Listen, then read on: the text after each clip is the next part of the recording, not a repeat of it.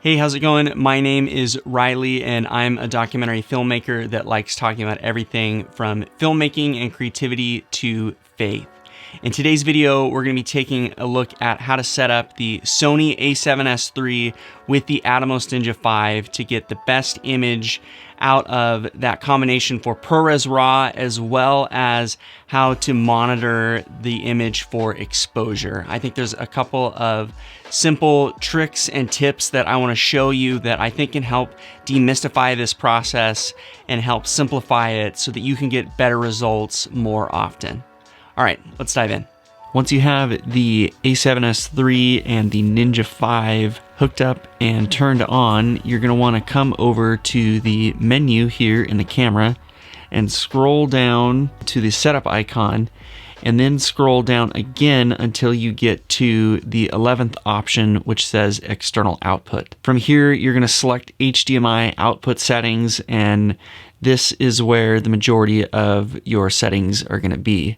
This is even something that you can save in your My Menu option to access it later on. From here, you'll see a handful of options, and I'll walk you through what each of these means. This top one is record during HDMI output. If it's set to on, it will record a duplicate copy internally to the codec that you have selected. If you have it set to off, it's only going to record the external feed that you give the Ninja 5. I typically leave this on because I like to have a duplicate recording in case anything bad were to happen. Next, you'll see the output resolution.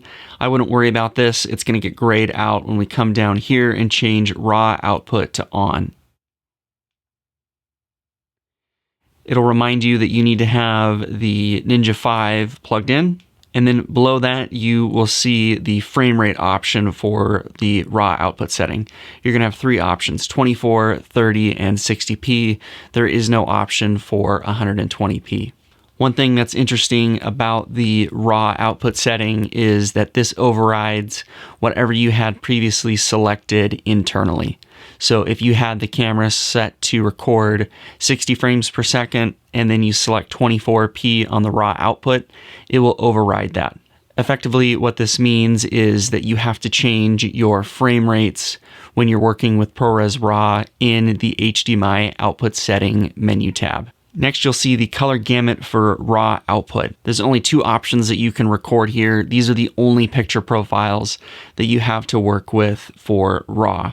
I would always select this top option, sgamut3.cine slog3, because that's a much better color space to work in than just straight sgamut3.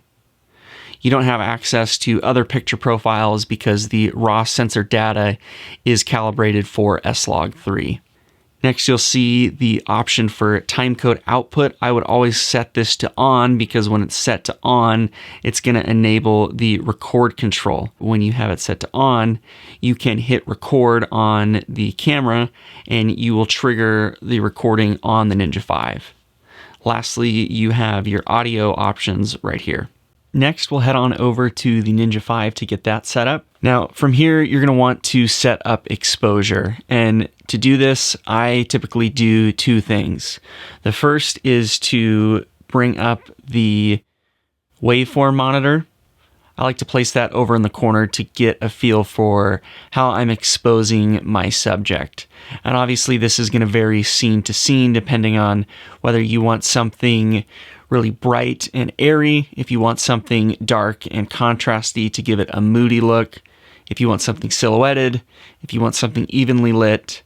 Obviously, a lot of this is going to be really subjective depending on how you're trying to expose your image. But having that waveform monitor up in the corner is super helpful.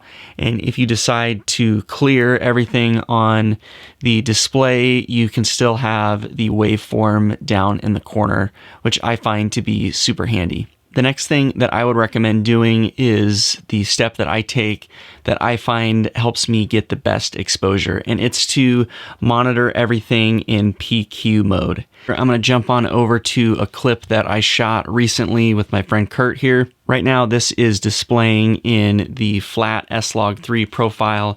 It's displaying in native, as you can see up there in the top. Now, when you select this menu option, you're going to see 5 different options: native, Rec 709, HLG, PQ, and LUT. If you select LUT, that's just a LUT that you can install onto the Ninja 5 and monitor based on that. If you know that you're going to be using a particular LUT to color grade your image, that's not a bad way to go. But for me, I always like to select PQ. It uses the full 1000 nit brightness of the Ninja 5 and gives you more or less a true HDR display. Now, what's really nice about this is that it's pretty close to a final image that I can get out of it. You see there's quite a bit of information still up here in the highlights, just past Kurt. And the PQ mode will show me where that is. And you can see over here on the waveform that none of that information has clipped. But if I view this in Rec 709, for example, all of that information has clipped. So I don't personally think that Rec 709 is a good way to monitor the ProRes RAW footage. It's always going to be blown out and not look very good.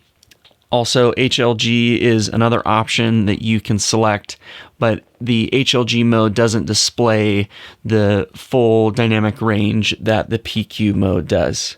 And so you're just going to see a little bit more tonality in the highlights here.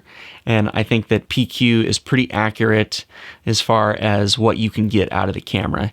It does seem like it plays nicely with exposing a little bit to the right, because it does bring down the shadow information compared to the native displayed image here. As you can see, the shadows do come down nicely, and so it feels like it's pretty accurate in terms of the exposure, and it feels like I'm not underexposing my shadows. I do tend to bring down the shadows when I monitor in PQ. I feel like I get a really nice exposure. The shadows are never too noisy, and I always know how much information is left in the highlights. So that's what I would go with. I would always go with monitoring in PQ mode. It's what I use on every shoot, and it's something that I feel like I can always trust. Well, hey, that is going to do it for this one. I hope that you found this useful and helpful. In an upcoming video, I will do a walkthrough on how to work with and process the ProRes RAW footage that you've just filmed and bring it into Final Cut and Premiere. So if that's something that you are interested in, be sure to keep an eye out for that. As always, thanks so much for watching. If you guys found this video helpful, I would love it if you would hit the like button below, as well as consider subscribing. It really is the best way to help me support this channel.